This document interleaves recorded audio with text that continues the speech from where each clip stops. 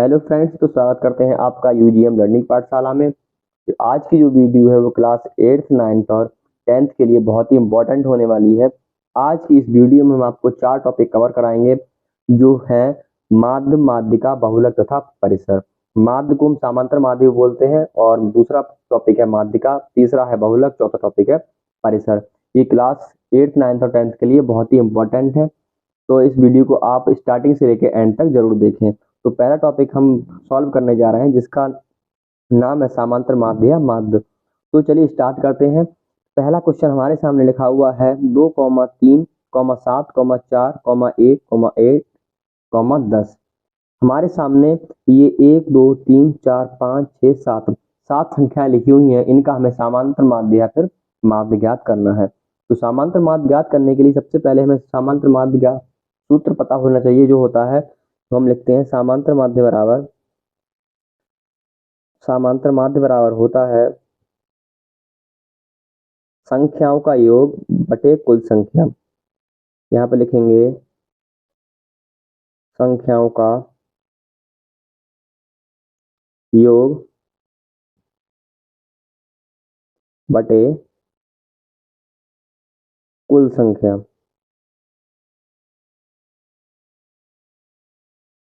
अब देखना होगा संख्याओं का योग कितना है। तो पहले जो हमारे सामने सारी संख्याएं लिखी हुई हैं, हम सारी संख्याओं को प्लस के चिन्ह के साथ लिख लेते हैं। तो पहली संख्या हमारे पास है 2, दूसरी है 3 और तीसरी है 7 और चौथी संख्या है हमारे पास 4 और पांचवी संख्या है 1 प्लस 8 प्लस 10।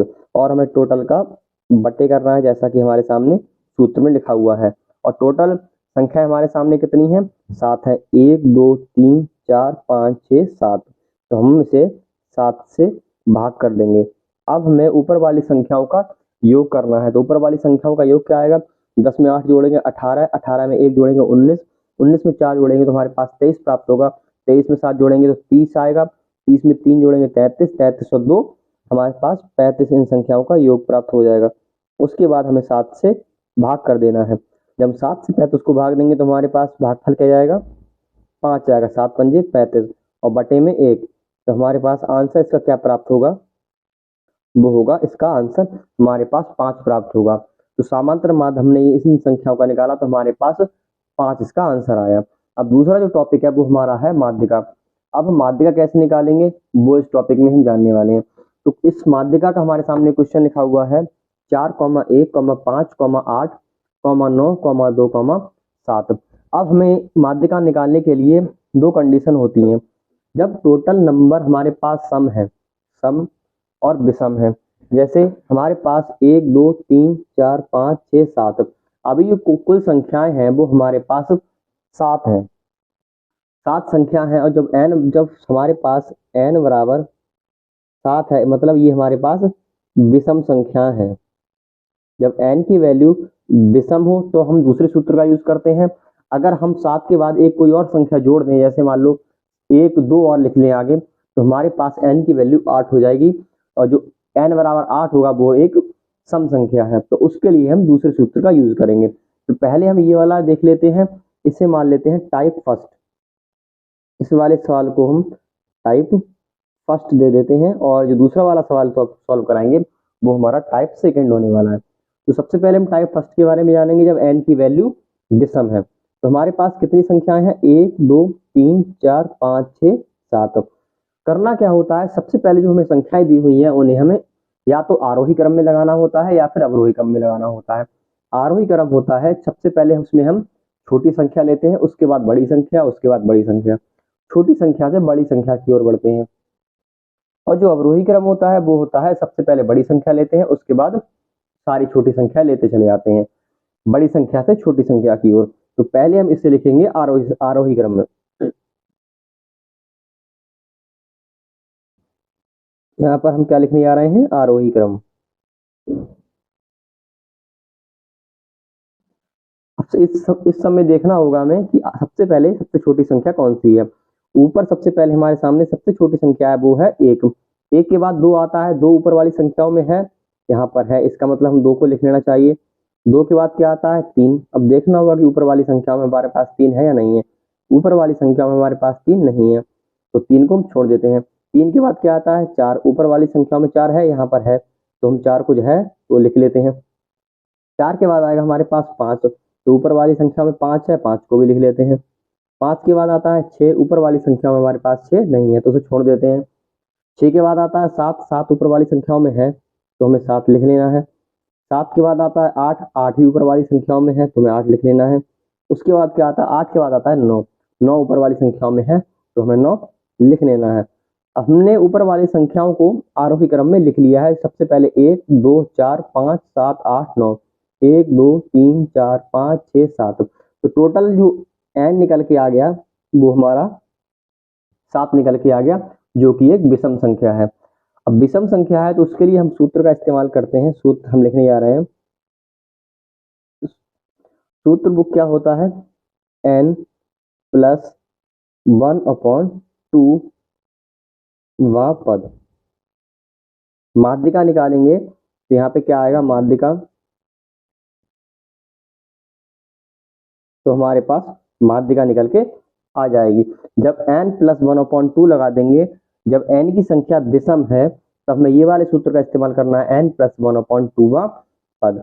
तो यहाँ से माध्यिका को हम m से प्रदर्शित करते हैं, तो m बराबर n की वैल्यू यहाँ पे कितनी है 7, 7 में 1 ये फॉर्मूले से आएगा 1/2, 7 और 1 कितना होगा 8 होगा, 8/2, तो यहाँ से क्या आ जाएगी 2 चौक, तो यहाँ से आ जाएगा 4वां पद। अब हमें देखना है आरोही क्रम में कि हमारे पास चौथा पद कौन सा है। एक स्टार्टिंग से देख लें चाहे फिर एंड से देख लें, हमें चौथा पद देखना है। 1 2 3 4, हमारे पास 4 की वैल्यू क्या यहाँ पे निकल के आई है, चौथे पद की वैल्यू यहाँ पर क्या है 5, तो इसका आंसर क्या होगा, वो होगा 5, क्योंकि चौथा पद जो निकल के आया था वो हमारे पास 5 निकल के आया। आप देख सकते हैं, चाहे आप स्टार्टिंग से देख लें चौथा पद, चाहे आप लास्ट से देख लें चौथा पद, हमारे पास 5 ही निकल के आ रहा है। तो इस सवाल का आंसर हमारे पास क्या आ गया 5 निकल के आ गया। अब हम इसी सवाल को एक नए तरह से सॉल्व करेंगे। मान लेते हैं कि 7 के बाद एक संख्या और लिखी हुई है जो कि 10 है। अब हमारे पास ऊपर जो वैल्यू नई वाली n बराबर क्या आ गया, टोटल नंबर ऑफ संख्या कितनी हो गई 8 हो गई, क्या 4 1 5 8 9 2 7 और 10। अब आप दोबारा गिन लीजिए 1 2 3 4 5 6 7 और 8, तो n बराबर कितनी हो गई 8, जो कि एक सम संख्या है। जब हमारे पास n बराबर सम संख्या होती है तो उसके लिए हम नया फॉर्मूला लगाते हैं। सेम वही प्रोसेस करना पड़ेगा, दोबारा से हम आरोही क्रम में लिख लेते हैं। आरोही क्रम दोबारा लिखते हैं।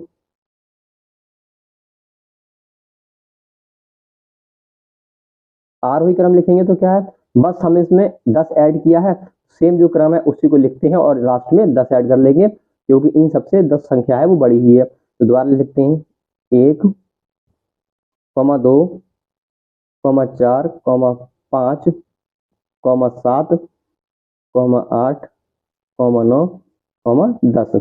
हमने n बराबर कितना आ गया 8, हमने सारी संख्याओं को आरोही क्रम में दोबारा से लिख लिया है।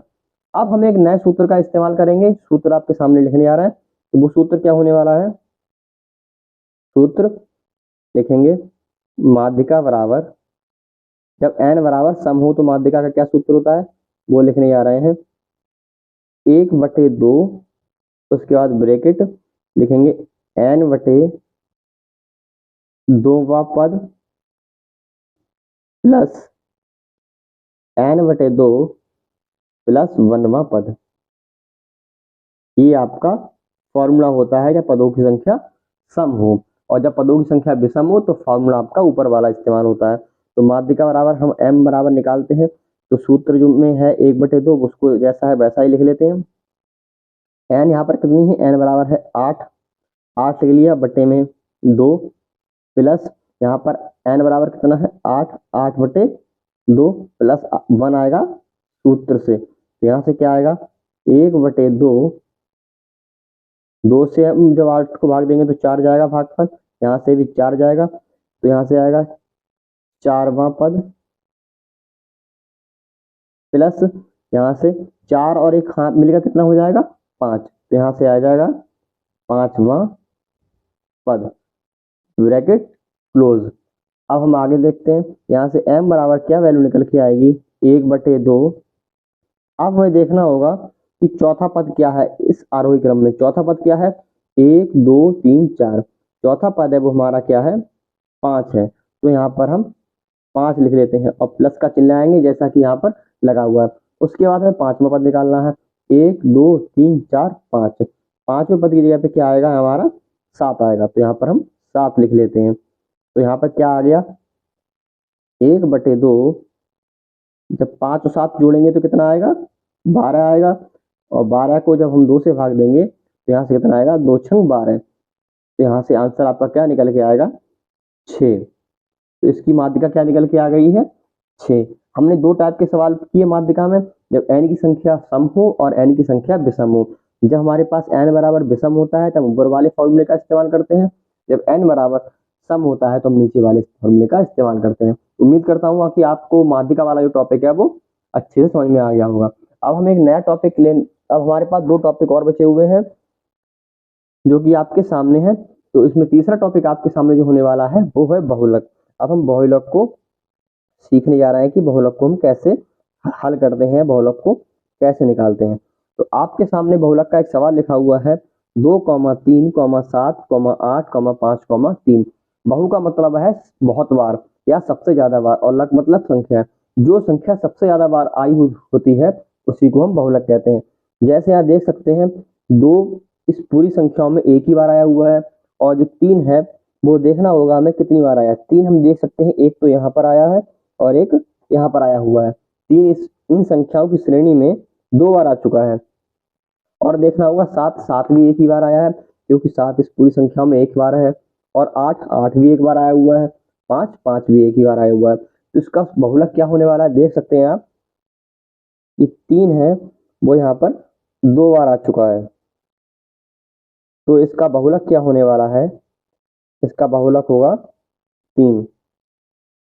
बहुलक 3 इसलिए होगा क्योंकि बहुलक सबसे अधिक बार आया है, वो आया है 2 बार। तो इसका आंसर क्या होने वाला है, 3। अगर यहाँ पर कॉमा इसके बाद 3 और होता, जैसे मान लेते हैं यहाँ पर 3 होता और इस सवाल में ही एक बार 2 और लिखा होता, तो इसका बहुलक क्या होता, इस कंडीशन में भी इसका बहुलक 3 होता, क्योंकि यहाँ पर 3 सबसे अधिक बार हो जाता, 1 2 3, 3 हो जाता 3 बार और 2 हो जाता 2 बार। इस केस में भी इसका बहुलक 3 ही रहता।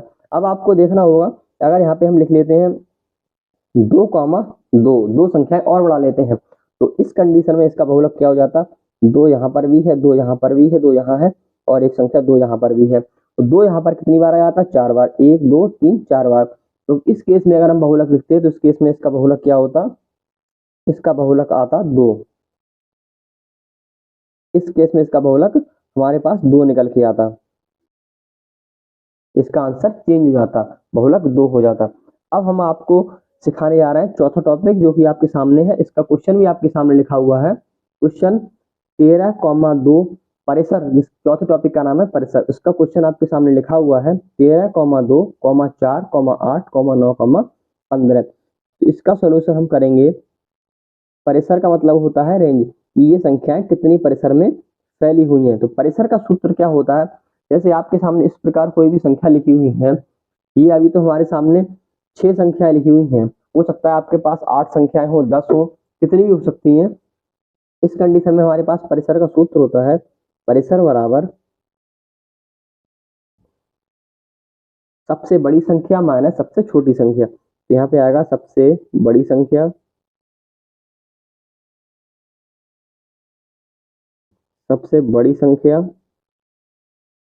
माइनस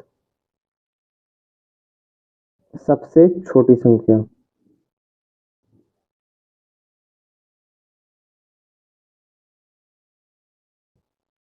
तो यहाँ पर देखना होगा कि ऊपर सारी संख्याएं लिखी हुई हैं, इनमें सबसे बड़ी संख्या क्या है। तो इनमें सबसे बड़ी संख्या हमें दिखाई दे रही है वो है 15।